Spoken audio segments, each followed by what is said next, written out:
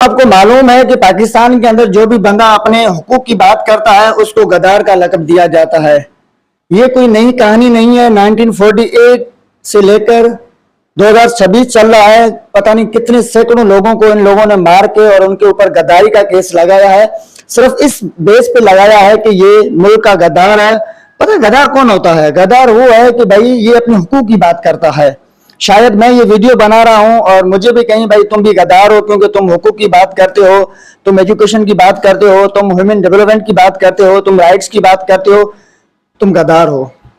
लेकिन मैं समझता हूं ये गद्दारी मुझे बड़ी कबूल है और मैं इस गद्दारी को बड़ी दिलो जान से मैं चाहता हूं कि मेरे ऊपर भी एक गद्दारी का जो है वो केस लगना चाहिए। जब भी ये लोग फेल और नाकाम होते हैं तब किसी बेवकूफ को आके खड़ा कर देते और कहते हैं कि हम सूबे बनाएंगे और हम पाकिस्तान ये सिस्टम है वो कोलैप्स हो चुका है, वो खत्म हो चुका है, हम नई तरीके से चीजों को बनाने की कोशिश करेंगे। और मैं I am talking about Sindh province. Sindh के अंदर जो भी कॉमर्स पार्टी है उन सबको जो है वो डिफरेंट तरीके से बुलाया जाता है, उनसे पूछा जाता है कि भाई आप क्यों बात करते हो अपने राइट्स की। मैं आपको थोड़ा बहुत हिस्ट्री बता दूं। पहली बात तो ये पढ़े लिखे नहीं है और दूसरी बात ये इतने बेवकूफ है पढ़ने की कोशिश तक भी नहीं करते। 1936 के अंदर जो 36 और 37 का इलेक्शन है उसके अंदर बिफोर पाकिस्तान रेजोल्यूशन सिंधियों ने ये सोचा था कि हम पाकिस्तान के हक में वोट देंगे। आपको ये मालूम होना चाहिए जो इलेक्शंस हुए थे 45 और 46 के, उसके अंदर तकरीबन 95% जो है सिंधियों ने पाकिस्तान के हक में वोट दिया था, तब पाकिस्तान वजूद में आया था। और यहाँ पर कुछ लोग डिबेट के साथ कहते हैं और बेवकूफ बेवकूफ लोगों को आगे भेज देते हैं जिनको बात करने का तक अंदाजा नहीं होता है।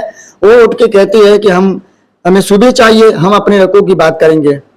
ये मुल्क, ये धरती किसी के बाप की नहीं है, ये पाकिस्तान की है और ये हम सिंधियों की है। और हमें ये ऐसा नहीं मिला था, हमने पता नहीं कितने लोगों के साथ लड़ाइयां कर करके इस जमीन को बचाया है। ये अपने को हाथ थाली में सजा के थोड़ी ये धरती मिली थी कि भाई ठीक है तुम कर लो, नहीं हो सकता। आपने बहुत बहुत ज्यादा कुछ कर लिया है। जो भी बंदा हक की बात करेगा वो गद्दार है, फिर वो इमरान खान हो, कोई और हो, कोई दूसरा हो, लेकिन वो गद्दार है। किसी को तो छोड़ो, फिर मुहब्बे वतन कौन है? मुझे कोई बताएगा कि मुहब्बे वतन की डेफिनेशन क्या है? शायद मैं भी कोशिश करूं अपने आप को मुहब्बे वतन करने के लिए। कोई एक डेफिनेशन बता दें, एक तो हमारे ऊपर कोई कर दें। जो बंदा फैक्ट और फिंगर की बात करता है वो गद्दार है। मैं आपको एक खुशखबरी सुनाता हूं, वो ये है कि पाकिस्तान दुनिया के अंदर नंबर 1 दहशतगर्दी में हो चुका है। 124 नंबर पे आ चुका है पाकिस्तान। अभी जो है ये 4-5 दिन पहले की यूएनओ की रिपोर्ट है। इंडिया 1991 के अंदर गया था आईएमएफ के पास, उसके बाद नहीं गया है। हमें भिखारियों को पैसे मिलते हर साल और हम अपने जो है बड़े शौक के साथ ऐलान करते हैं कि जो है हमें पैसे मिले हैं और हमने कर्ज लिया है। दुनिया के कितने बड़े बेवकूफ हम लोग हैं कि हम कर्ज लेने के बाद भी अपने आप को ऐलान करते हैं कि हमने कर्ज लिया, हमें आईएफ ने ये दे दिया, आईएमएफ ने। अपना घर संभाला नहीं जाता और मुल्कों के साथ हमारे मुआहदे है करने चाहिए पाकिस्तान के। देखो हम कभी भी नहीं चाहते कि पाकिस्तान के ऊपर जो है कोई मामलात हो, लेकिन तरक्की घर से शुरू होती है। सिर्फ 3 खानदान है जो मुसलसल पाकिस्तान के ऊपर हुकूमत कर रही है, पाकिस्तान पीपल्स पार्टी, नून लीग और नून लीग काफ। कोई चौथा बंदा कभी नहीं आया है। इनके बेटों और पोतों का हम सब ने ठेका उठाया है पाकिस्तानियों, याद रखना। हमें इतना चूतिया कर दिया है इन लोगों ने कि हमें कुछ समझ नहीं है। और जो भी बंदा बात करता है उसको साइड में करते हैं और ऐसा साइड में करते हैं कभी भी वो बात करने की कोशिश नहीं करता है। सिंध के कौम परस्त पार्टी का अगवान है अयाज लतीफ पलेजो। उसके बाद बाकी जो अगवान है उनको बुलाया कराची के अंदर और बोला कि आप हमें सवालों के जवाब देंगे। भाई कौन सा सवाल है? सवाल ये है कि आपने सिंध की बात क्यों की? वो कहता है हम सूबे नहीं बनने देंगे।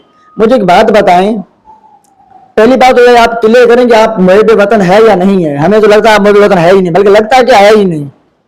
जो बंदा अपनी धरती से मोहब्बत करता है, जो अपने आप को ज्यादा पढ़ा लिखा समझता है, वाकई वो काबिल है, तो क्यों नहीं आप उसको स्पेस देते? अब बहुत ज्यादा तकरीर वगैरह से कुछ नहीं होता। ये बाकी ये न्यूज चैनल्स के ये जो लोग हैं ये अपने आप को जो है किसी लड़की वड़की का चैनल चला के ऊपर कर लेते हैं, लेकिन कोई हक राइट्स की बात नहीं करेगा। मुझे एक बात याद आ रही है कि वो नबिया एक लेडी है, उसको तलाक हुई है कोई 1 हफ्ते पहले या 10 दिन पहले। हर मीडिया चैनल ने उस चैनल को बड़ा रिपोर्ट किया है कि भाई एक खूबसूरत तरीन डेमी समझें कि क्या उसको बताओ, और ना फ्लैशी को तलाक हो गई है जो बड़ी राइटर थी।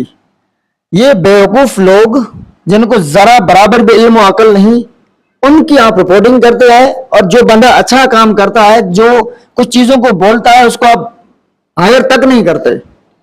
आपने क्या कर दिया ये मुल्क के साथ, आपने क्या कर दिया ये सिंध के साथ। ऐसा नहीं होता है। आपको ये मालूम होना चाहिए हमारे पड़ोसी मुल्क भी है, आप जिस चीज के ऊपर अपने आप को उछालते हैं ना, वो काम नहीं आएगी। अब टाइम बहुत हो चुका है। पाकिस्तान को बैरूनी खतरे नहीं है, पाकिस्तान को अंदरूनी खतरे हैं। हम सब, आम बंदे से क्या खतरा होगा? खतरा आम बंदे से नहीं है, खतरा हमें आप लोगों से है। या तो एक साइड हो जाए प्रॉपर तरीके से। मैं बच्चों को पाकिस्तान स्टडी पढ़ाता हूं, बच्चे सवाल करते, मैं उनको क्या जवाब दूं? आज बच्चे ने कहा कि सर जो पावरफुल लोग हैं वो कानून को फॉलो नहीं करते, फिर आप पाकिस्तान स्टडी पढ़ाने का फायदा है क्या?